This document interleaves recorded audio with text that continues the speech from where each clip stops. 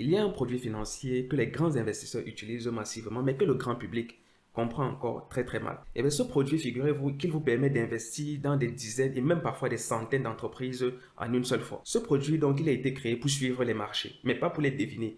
Mais figurez-vous que c'est aussi un produit qui est étonnamment simple à acheter. Mais avant d'acheter ce produit, il faut vraiment comprendre comment est-ce qu'il fonctionne avant de mettre son argent dessus. Pour les novices qui découvrent ce produit, beaucoup de personnes mettent leur argent dedans sans réellement comprendre comment est-ce que cela fonctionne. Dans cette vidéo, donc, je vais mettre le doigt sur cet outil financier et je vais donc te montrer ce que c'est que réellement un ETF, mais surtout, je vais te dire pourquoi est-ce que cet outil financier il attire beaucoup de monde. Je vais donc te dire quels sont les avantages, quelles sont les limites, mais surtout quels sont, n'est-ce pas, les différents types d'ETF. Vous verrez aussi à la fin de la vidéo 5 différents ETF que je vous conseillerais éventuellement d'acheter ou plutôt éventuellement, n'est-ce pas, de suivre, mais aussi je vous montrerai directement comment est-ce que l'on va donc faire pour acheter ces différents ETF-là grâce à une application de courtier en ligne. Le but de ma vidéo aujourd'hui n'est certainement pas de te vendre un rêve. Le but de ma vidéo aujourd'hui est de faire en sorte que lorsque tu sortes de cette vidéo, lorsque tu la termines, que tu comprennes réellement ce que c'est que les ETF, que tu saches surtout comment investir et que tu connaisses même déjà les 5 différents ETF sur lesquels tu dois potentiellement placer ton argent dessus. Mais avant de parler d'argent, de stratégie et de performance, il est important que tu comprennes d'abord les bases. C'est la raison pour laquelle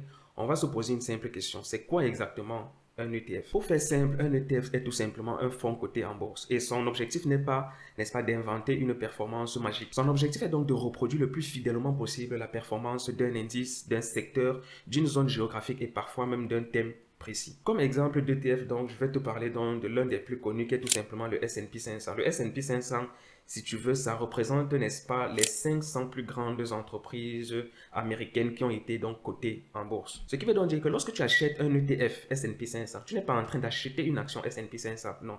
Tu es en train d'acheter un produit qui cherche à répliquer le plus fidèlement possible les performances de l'indice S&P 500. En gros, donc, pour faire simple, si le S&P 500, ou plutôt l'indice S&P 500 progresse, ton ETF aussi va progresser. Par contre, s'il baisse, et bien ton ETF aussi ira donc à la baisse. Ici donc réside déjà l'un des avantages des ETF. C'est tout simplement le fait qu'au lieu de deviner quelle entreprise va gagner demain, tu achètes directement un morceau d'un ensemble d'entreprises en fait. Une autre question qu'on va se poser est celle de savoir donc qui crée donc des ETF. Il faut savoir que les ETF sont donc émis par des sociétés de gestion des ETF. Parmi les plus connues de ces sociétés de gestion, donc nous avons des sociétés comme par exemple BlackRock, Vanguard ou encore Amundi. Il y en a aussi d'autres grandes sociétés sur le marché, mais celles-là donc sont les plus connues. Ce sont donc ces entreprises-là, ou plutôt ces organismes-là, qui construisent les fonds, qui définissent l'indice qui sera suivi et qui gèrent la structure de l'ETF et s'assurent qu'il colle le plus possible à l'indice qu'il est censé répliquer. Vous voyez donc que tout ceci n'est pas fait dans le vide. En France, par exemple, tout ce qui touche à la commercialisation et à l'encadrement des produits financiers passe par un cadre réglementé. Et l'acteur clé en France que tu dois forcément connaître, c'est tout simplement l'AMF, qui est tout simplement l'autorité des marchés financiers. Eh bien, figure-toi que le rôle de l'AMF n'est pas de te dire, par exemple, ce que tu dois acheter comme ETF. Non. Le rôle de l'AMF est tout simplement de surveiller, encadrer et protéger les investisseurs, mais aussi de veiller à ce que les acteurs du marché respectent les règles. Alors, pour résumer un peu de manière générale, lorsque tu entends parler d'ETF, donc, il faudrait que tu comprennes trois différentes choses. Alors, la première des choses, c'est que ce n'est certainement pas une action, ce n'est pas un livret et ce n'est pas non plus quelque chose, ou plutôt un produit qui est sorti de nulle part. Et bien, c'est tout simplement un fonds coté, géré par une société de gestion et distribué surtout dans un cadre légal. Alors maintenant, comment est-ce que toi tu y accèdes? Pour y accéder, tu ne vas pas passer par ces sociétés de gestion comme BlackRock ou Amundi. Non. Toi, pour y accéder, tu vas simplement passer par ce qu'on appelle un courtier. Un courtier, donc, c'est tout simplement l'intermédiaire qu'on va mettre entre toi et les marchés. Et c'est ce courtier-là qui va donc te permettre, par exemple, d'acheter ou de vendre, n'est-ce pas, des ETF sur des plateformes ou plutôt via une application. Pour résumer donc, la chaîne, elle est plutôt simple. Premièrement, tu as les sociétés de gestion qui créent donc ces différents ETF-là. Par la suite, tu as donc les marchés qui vont donner la cote à ces différents ETF-là. Et enfin, tu retrouves donc les coursiers qui vont donc te permettre d'y accéder. Et c'est donc justement cet ensemble de mécaniques-là donc qui change l'investissement moderne. Avant, beaucoup de gens passaient presque uniquement directement par leur banque. Aujourd'hui, étant donné que l'on a donc des coursiers en ligne, cela donc a rendu l'investissement beaucoup plus facile, mais surtout aussi beaucoup plus accessible. Le fait que ce soit accessible ne veut pas dire que c'est anodin. Parce que si c'est simple à acheter, il faudrait tout de même comprendre ce que l'on achète. Donc il faudrait comprendre avant d'acheter.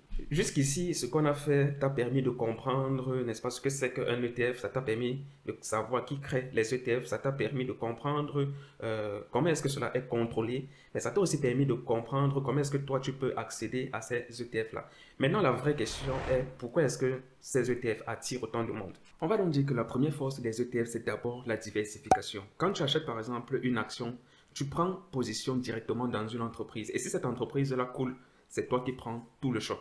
Par contre, avec par exemple un ETF, tu es exposé à 10, 50, 100, voire même 500 entreprises d'un seul coup. Et ça, directement, ça change tout. Et ça change tout pourquoi? Tout simplement parce que ton risque n'est plus concentré dans une seule boîte. À ce moment-là, ton risque, n'est-ce pas, il est donc réparti sur ces différentes entreprises-là. Et donc, pour quelqu'un qui veut donc investir de manière plus simple, de manière plus stable, de manière plus intelligente, et bien ça, c'est déjà un gros avantage. Le deuxième point, c'est tout simplement un gain en termes de temps. Pourquoi est-ce que je dis un gain en termes de temps? Parce que si tu veux investir, par exemple, dans des entreprises les unes après les autres, il faudrait bien sûr que tu analyses d'abord l'entreprise en question, mais surtout que tu suives ses résultats. Il faudrait aussi que tu regardes les secteurs, par exemple, que tu suives la valorisation boursière de l'entreprise, mais surtout que tu suives, par exemple, des annonces qui concernent cette entreprise-là. Avec les ETF, donc, tu délègues une partie de cette complexité-là. Cela veut donc dire que quoi? Si par exemple, tu as un ETF de 50 entreprises, tu n'as donc pas à reconstituer en fait ces 50 entreprises-là dans un portefeuille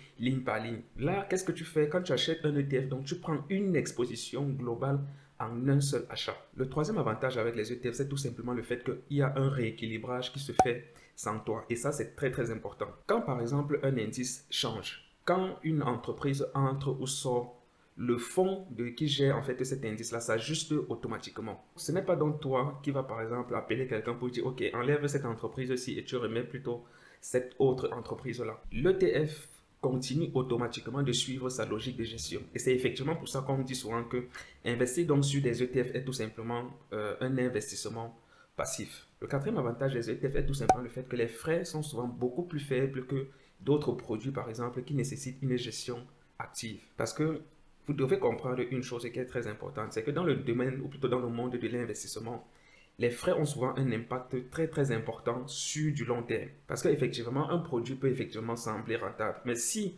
n'est-ce pas, les frais mangent donc une partie de cette performance-là chaque année, imaginez un peu l'impact que vous pourrez avoir en termes de mauvaises performances sur 10 ans, sur 15 ans, ou plutôt même sur 20 ans. Donc, c'est quelque chose de très énorme. Le cinquième avantage des ETF ici est tout simplement donc l'accessibilité. Car aujourd'hui, grâce au courtier en ligne, l'investissement dans les ETF a été rendu beaucoup plus simple qu'avant. Parce qu'aujourd'hui, par exemple, il est possible tout simplement d'ouvrir un compte, d'alimenter ce compte, d'acheter un ETF, de suivre la valorisation de cet ETF-là et de suivre même l'évolution de ton portefeuille de manière générale directement sur une application mobile. Donc, technologiquement, l'investissement est donc devenu beaucoup plus proche du grand public. Il y a un point qui est important que j'aimerais soulever ici, c'est tout simplement le fait que lorsque vous vous lancez, n'est-ce pas, dans de l'investissement sur les marchés, donc de l'investissement, n'est-ce pas, en bourse, il faut tenir compte, enfin, il faudrait avoir un bon DCA. C'est quoi le DCA? Le DCA, c'est tout simplement le dollar cost average. Et ça veut tout simplement dire que quoi, que vous devriez avoir, n'est-ce pas,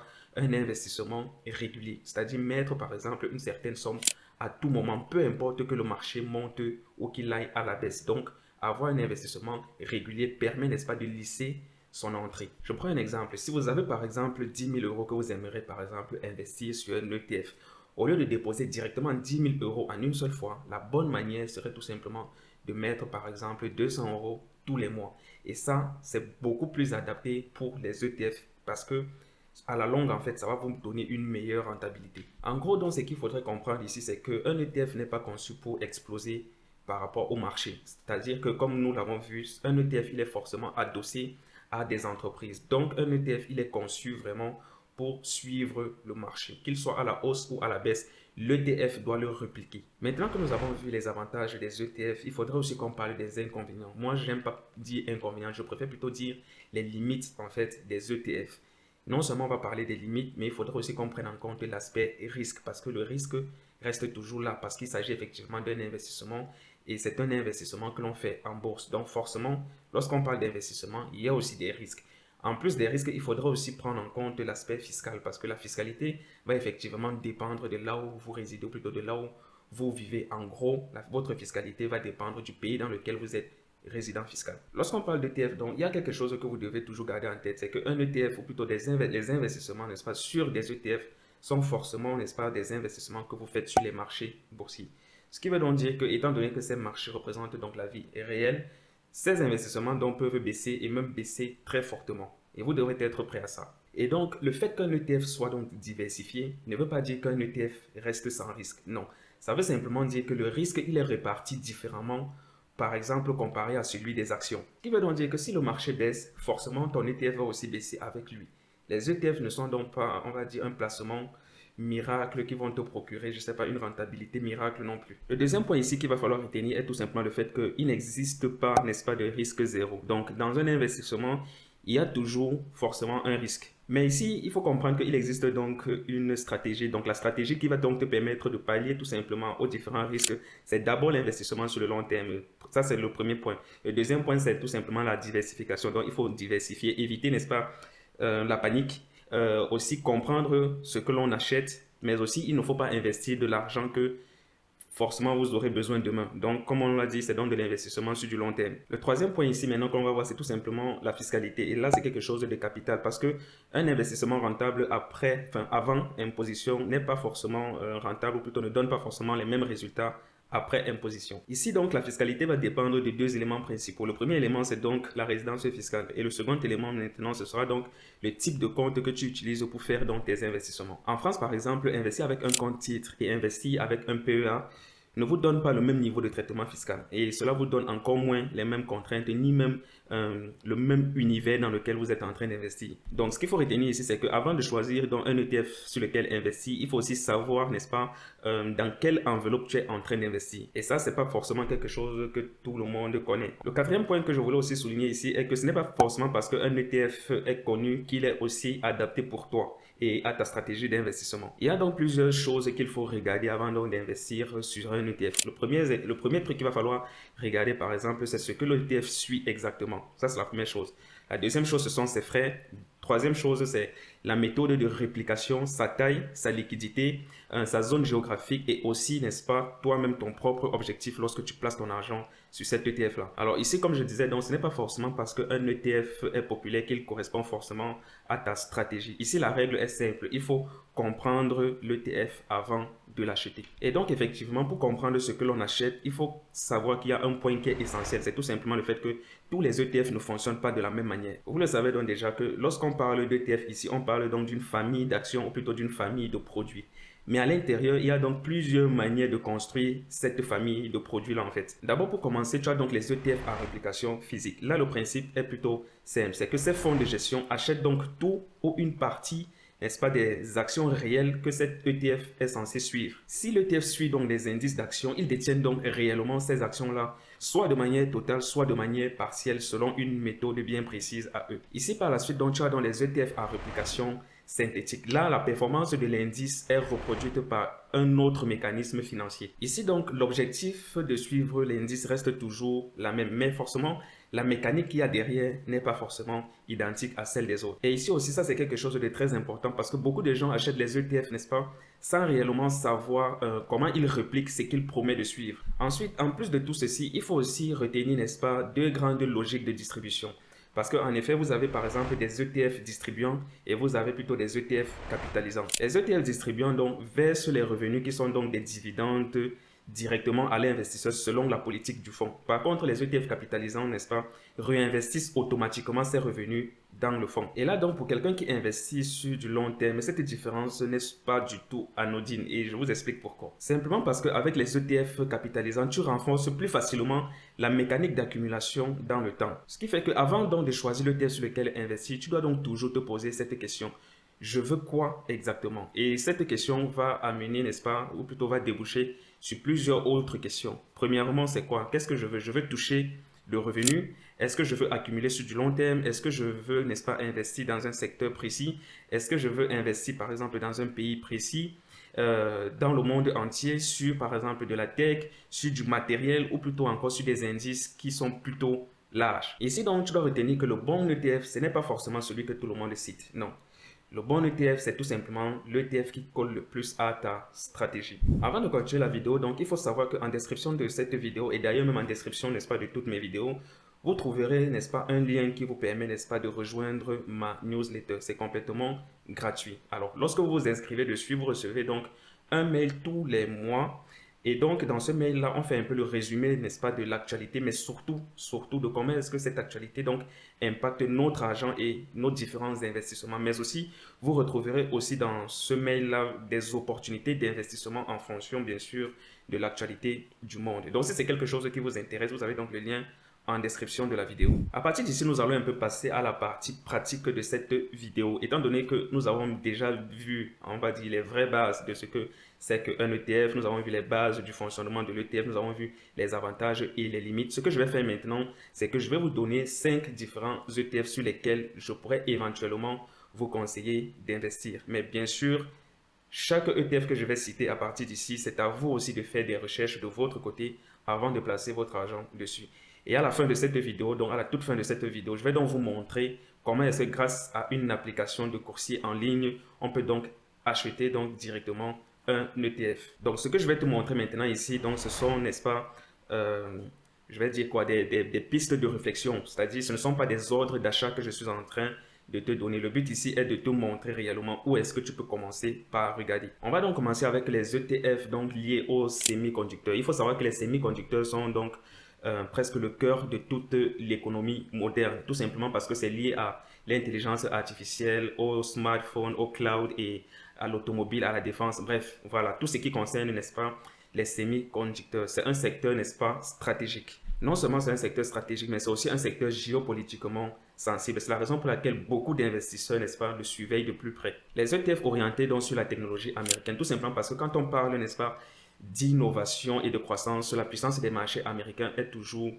enfin, la puissance des marchés américains revient toujours dans toutes les discussions. Donc, il s'agit donc d'avoir une exposition concentrée sur des entreprises donc, qui ont réellement un poids énorme sur l'économie mondiale. En troisième position, donc, nous avons des ETF du type Nasdaq. Nous disons que le Nasdaq est souvent utilisé par des investisseurs qui veulent, n'est-ce pas, une exposition forte aux grandes entreprises de croissance. C'est des entreprises donc, du type technologique. Le Nasdaq est donc un indice qui est très suivi, mais il est aussi, n'est-ce pas, très concentré. Il peut donc avoir une plus forte sensibilité à un secteur précis. En quatrième position, nous avons les ETF sur les matériaux, plutôt sur les matières premières. Il faut savoir qu'ici, on touche, n'est-ce pas, à des ressources qui sont plutôt stratégiques. Il s'agit donc ici des métaux et des matériaux industriels et parfois même certaines chaînes de valeur essentielles qui touchent effectivement à l'économie mondiale. Sur cette ETF, donc, vous êtes donc sur une toute autre logique, n'est-ce pas, d'exposition. Et cette logique a fait en sorte qu'on ne joue pas, n'est-ce pas, sur la même histoire de l'économie mondiale, en fait. Et pour terminer, donc, maintenant, ici, en quatrième position, je parlerai ici, donc, des ETF monde. Il faut savoir que les ETF monde séduisent beaucoup, n'est-ce pas, des investisseurs qui veulent investir sur du long terme. Et c'est souvent simplement parce qu'ils offrent une exposition qui est large, diversifiée, mais aussi qui est plutôt simple à comprendre. C'est donc simple à comprendre dans une logique beaucoup plus patrimoniale. C'est donc un type d'ETF qui est pour beaucoup de gens, n'est-ce pas, une porte d'entrée beaucoup plus cohérente quand ils veulent, n'est-ce pas, éviter de surconcentrer, par exemple, leur portefeuille dans un seul pays ou plutôt, n'est-ce pas, sur un seul secteur. Maintenant donc que nous avons vu ces différents ETF, on va donc passer maintenant sur notre application de courtier en ligne où effectivement je vais donc vous montrer concrètement comment est-ce que vous pouvez faire pour acheter directement l'un de ces ETF là. Donc on se retrouve donc sur l'écran de mon téléphone portable. Donc les amis, comme vous pouvez donc le voir, on se retrouve donc sur l'application Trade Republic et donc je vais commencer déjà par ouvrir l'application. Alors moi je rentre mon pass. Du coup, donc je le fais vraiment en live. Donc on est là donc sur l'un de mes comptes, de Trade Republic. Bon, déjà je vous fais un peu un petit, je vais dire tour du propriétaire. Alors, on va d'abord commencer par espèces que vous voyez ici en haut. Alors au niveau des espèces, en fait, lorsque vous allez faire votre premier virement, vous aurez donc espèce, ce virement-là, il va donc créditer cette partie-ci, c'est-à-dire il va créditer votre compte espèce. Maintenant, une fois que vous aurez acheté plutôt une action, et bien cet argent-là viendra plutôt sur la partie, plutôt sur le compte titre qui est donc le compte épargne. Donc au niveau des espèces, lorsque vous allez vouloir ajouter de l'argent, parce que lorsque vous allez vous inscrire automatiquement, vous allez aussi rajouter votre carte bancaire. Donc, moi, personnellement, j'ai rajouté la carte bancaire. Donc, si je viens donc au niveau de transfert, j'appuie là et vous avez donc le bouton ajouter. Donc, ce que je vais faire, et bien sûr, là, vous voyez très bien qu'il s'agit donc d'une carte bancaire et Revolut. Donc, je vais donc sélectionner ma carte bancaire et je vais dire que j'ajoute par exemple 30 euros. Alors, je mets 30 euros, j'appuie sur suivant, voilà. Donc là, donc, vous voyez un peu les frais en fait. J'ajoute 30 euros.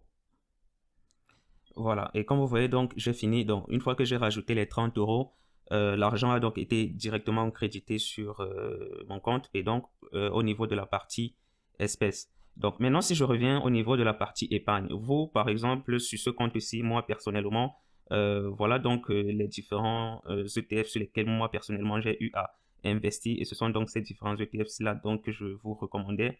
Mais vous, lorsque vous allez arriver sur votre compte, forcément, vous n'aurez pas ces différents éléments-ci. Lorsque vous voulez donc rechercher un ETF, vous venez donc sur le bouton rechercher ici.